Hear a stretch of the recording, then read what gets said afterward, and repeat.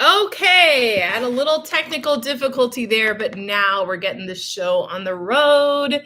It's me, it's Miss Checka, and today we have another installment of Holes.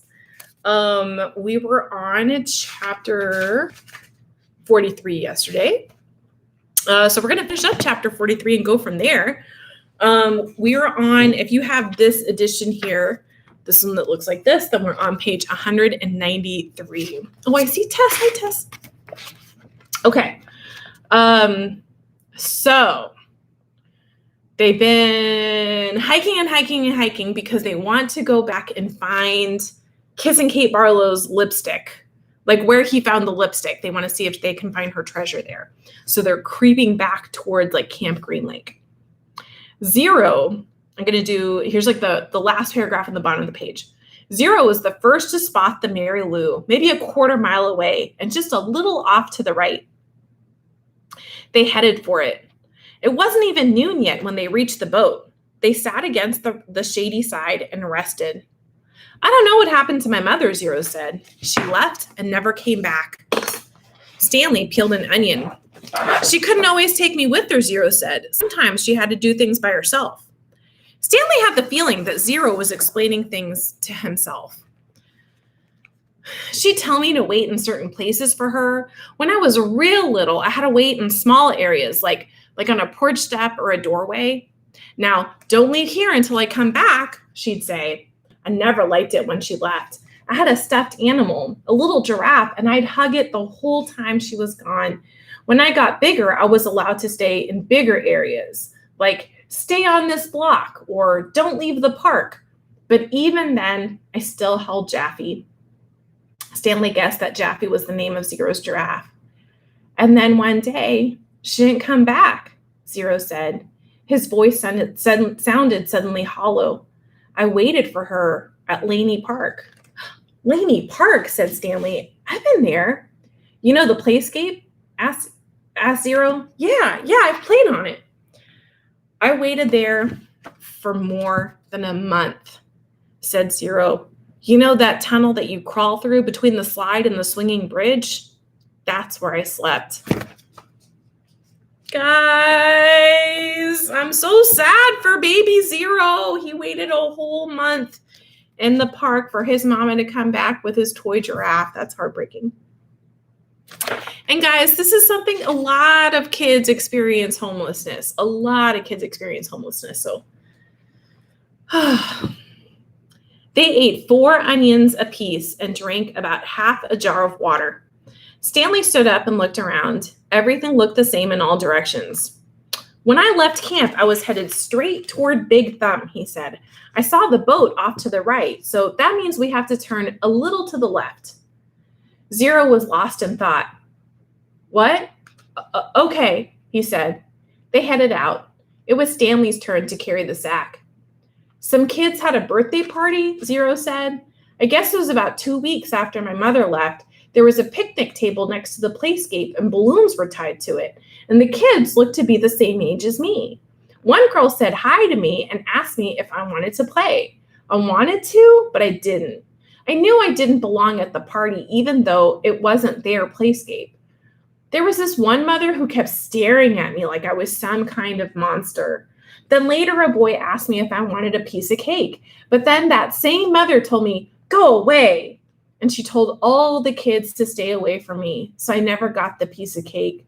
I ran away so fast, I forgot Jaffe. Did you ever find him? For a moment, Zero didn't answer. Then he said, he wasn't real. Stanley thought again about his own parents, how awful it would be for them to never know if he was dead or alive. He realized that was how Zero must have felt, not knowing what happened to his own mother. He wondered why Zero never mentioned his father. Hold on, Zero said, stopping abruptly. We're going the wrong way. No, this is right, said Stanley. You were heading toward Big Thump when you saw the boat off to your right, said Zero. That means that we should have turned right when we left the boat.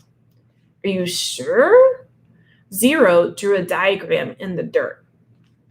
I'm going to show you the diagram, but I also want us to take a little minute to think about like the kids at the birthday party and the mom at the birthday party. Like it sounds like one of the kids was nice, wanted to offer him a cake, but the way that he describes it, like the mom looked at him like he was a monster or like ran him off, like those kinds of little cruelties happen all the time because somebody looks different, especially like in kid world. Like I see this a lot at recess time or in playtime. And like, I think it's a reminder to all of us adults and kids, like, you don't know what somebody's situation is, like we just never know what other people are going through. And when in doubt, like if you can be mean or you can be nice, like just be nice. And if somebody looks different or strange or weird, like we can just still be nice because we don't know what that person is going through on that day, Anyway, so here is the diagram that Zero built. And we're already learning about Zero that like, yes, he had trouble reading because it sounds like he didn't really have access to a school, but he's very sharp. He's good at math. We know he's good at numbers, and like his brain is also good at like directions. Mine is not. I'm always lost. But anyway, this is the diagram that he shows Stanley. Okay. Stanley still wasn't sure. We need to go this way, Zero said, first drawing a line on the map and then heading that way himself. Stanley followed. It didn't feel right to him, but Zero seemed sure. Sometime in the middle of the afternoon, a cloud drifted across the sky and blocked out the sun. It was a welcome relief. Once again, Stanley felt that destiny was on his side. Zero stopped and held out his arm to stop Stanley, too. Listen, Zero whispered. Stanley didn't hear anything. They continued walking very quietly, and Stanley began to make out the faint sounds of Camp Green Lake. They were still too far away to see the camp, but he could hear a blend of indistinct voices. As they got closer, he occasionally could hear Mr. Sir's distinctive bark. They walked slowly and quietly, aware that sounds travel in both directions. They approached a cluster of holes. Let's wait here until they go in, said Zero. Stanley nodded. He checked to make sure there was nothing living in it and then climbed down into a hole. Zero climbed into the one next to him. Despite having gone the wrong way for a while, it hadn't taken them nearly as long as Stanley had expected. Now they just had to wait. The sun cut through the cloud and Stanley felt its rays beating down on him. But soon more clouds filled the sky, shading Stanley and his hole. He waited until he was certain the last of the campers had finished for the day. Then he waited a little longer. As quietly as possible, he and Zero climbed up out of their holes and crept toward camp. Stanley held the sack in front of him, cradled in his arms, instead of over his shoulder, to keep the jars from clanking against each other. A wave of terror rushed over him when he saw the compound. The tents, the rec room, the warden's cabin under the 2 oak trees. The fear made him dizzy. He took a breath, summoned his courage, and continued. That's the one, he whispered, pointing out the hole where he had found the gold tube. It was still about 50 yards away, but Stanley was pretty sure it was the right hole. There was no need to risk going any closer. They climbed down into adjacent holes and waited for the camp to fall asleep.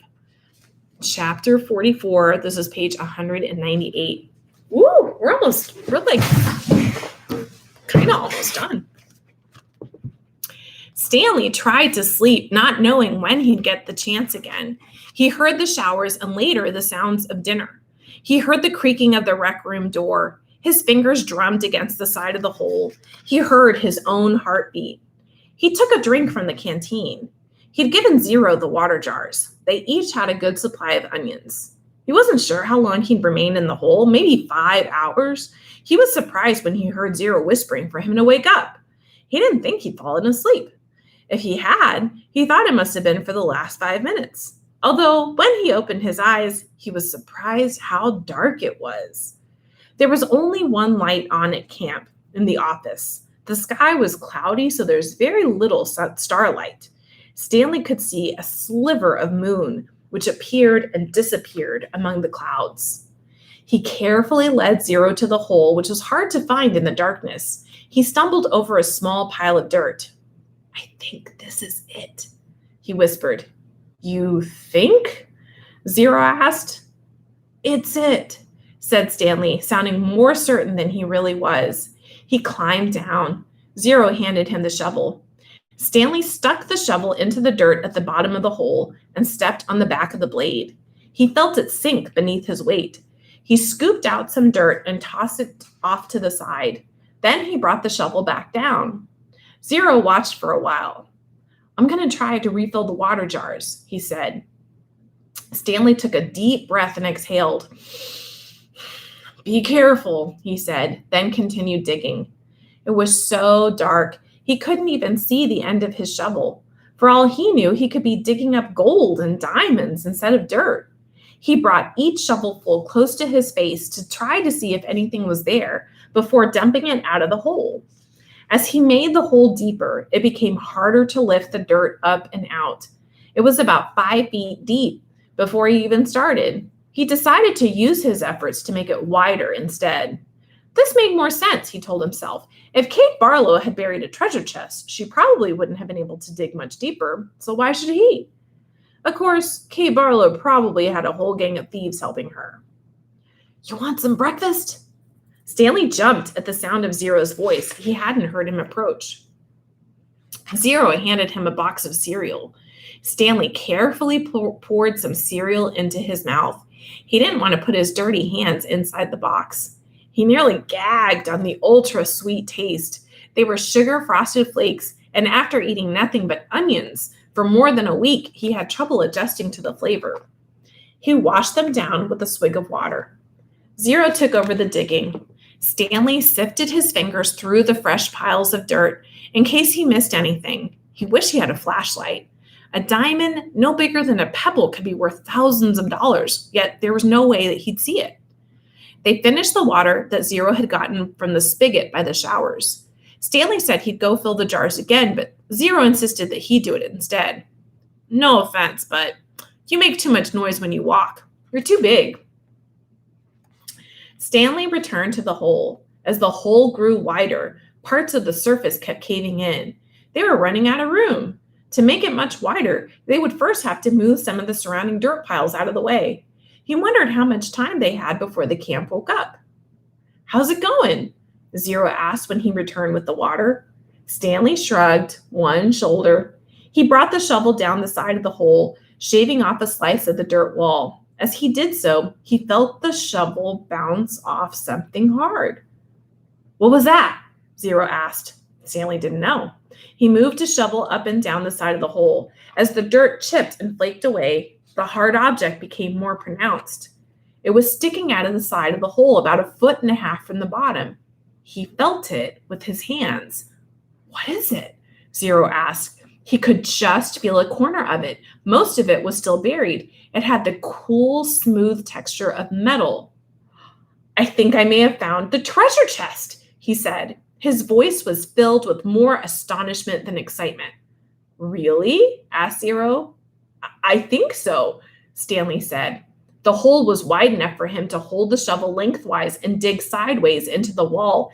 He knew he had to dig very carefully. He didn't want the side of the hole to collapse along with a huge pile of dirt directly above it. He scraped at the dirt wall until he exposed one entire side of the box-like object. He ran his fingers over it. It felt to be about 8 inches tall and almost 2 feet wide. He had no way of knowing how far into the earth it extended. He tried pulling it out, but it wouldn't budge. He was afraid that the only way to get to it was to start back up at the surface and dig down. They didn't have time for that. "I'm going to try and dig a hole underneath it," he said. "Then maybe I can pull it down and slip it out." "Go for it," said Zero. Stanley jammed the shovel into the bottom edge of his hole and carefully began to dig a tunnel underneath the metal object. He hoped it didn't cave in. Occasionally, he'd stop, stoop down, and try to feel the far end of the box. But even when the tunnel was as long as his arm, he couldn't feel the other side. Once again, he tried pulling it out, but it was firmly in the ground. If he pulled too hard, he feared he'd cause a cave-in. He knew that when he was ready to pull it out, he would have to do it quickly before the ground above it collapsed. As his tunnel grew deeper and wider and more precarious, Stanley was able to feel latches on one end of the box and then a leather handle. It wasn't really a box. I think it might be some kind of metal suitcase, he told Zero. Can you pry it loose with the shovel? Zero suggested. I'm afraid the side of the hole will collapse. Well, you might as well give it a try, said Zero. Stanley took a sip of water. Might as well, he said. He forced the tip of the shovel between the dirt and the top of the metal case and tried to wedge it free. He wished he could see what he was doing. He worked the end of the shovel back and forth, up and down, until he felt the suitcase fall free. Then he felt the dirt come piling down on top of it. But it wasn't a huge cave-in. As he knelt down in the hole, he could tell that only a small portion of the earth had collapsed. He dug with his hands until he found the leather handle and then pulled the suitcase up and out of the dirt. I got it, he exclaimed. It was heavy. He handed it up to Zero. You did it, Zero said, taking it from him. We did it, said Stanley. He gathered his remaining strength and tried to pull himself up out of the hole. Suddenly, a bright light was shining in his face.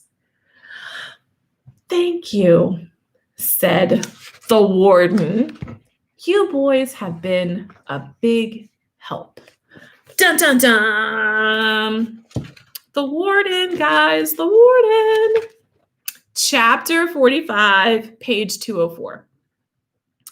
The beam of the flashlight was directed away from Stanley's eyes and onto Zero, who was sitting on his knees. The suitcase was on his lap. Mr. Pendanski was holding the flashlight. Mr. Sir stood next to him with his gun drawn and pointed in the same direction. Mr. Sir was barefoot and bare-chested, wearing only his pajama bottoms. The warden moved towards Zero. She was also in her bedclothes, wearing an extra-long t-shirt. Unlike Mr. Sir, however, she had on her boots. Mr. Pendanski was the only one fully dressed. Perhaps he had been on guard duty.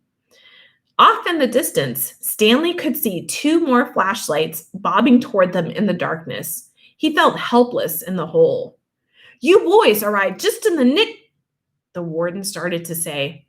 She stopped talking and she stopped walking.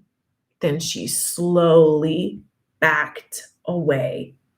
A lizard had crawled up on top of the suitcase.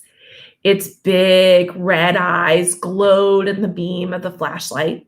Its mouth was open, and Stanley could see its white tongue moving in and out between its black teeth. Zero sat as still as a statue. A second lizard crawled up over the side of the suitcase and stopped less than an inch from Zero's little finger. Stanley was afraid to look and afraid not to. He wondered if he should try to scramble up out of the hole before the lizards turned on him, but he didn't want to cause any commotion. The second lizard crawled across Zero's fingers and halfway up his arm.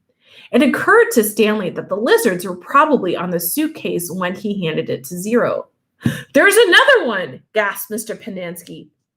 He shined the flashlight on the box of Frosted Flakes, which lay on its side beside Stanley's hole. A lizard was crawling out of it.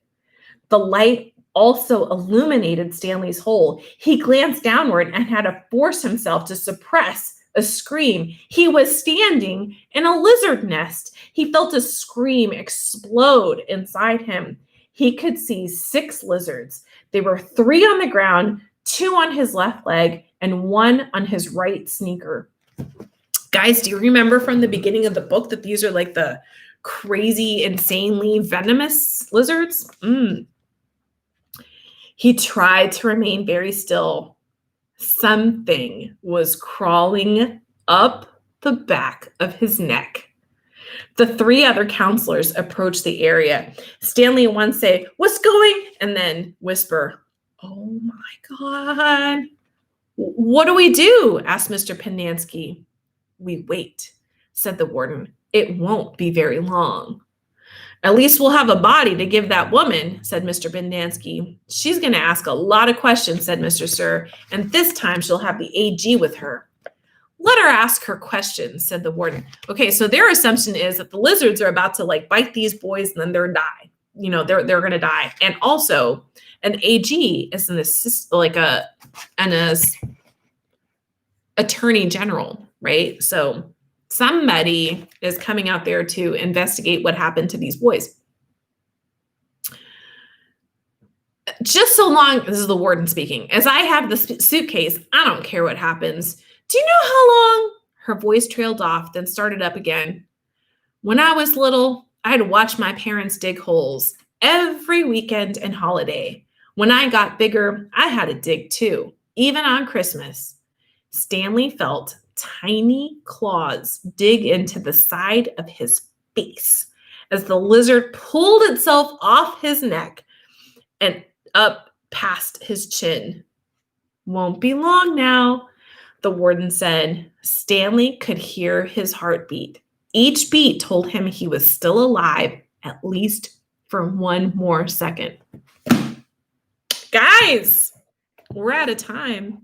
So we are going to leave the heroes of our stories covered in extremely venomous, poisonous lizards. And tomorrow we'll find out what happens to them. So go have like a beautiful afternoon, but do not play with super duper venomous lizards. Okay. All right. Bye guys. See you tomorrow.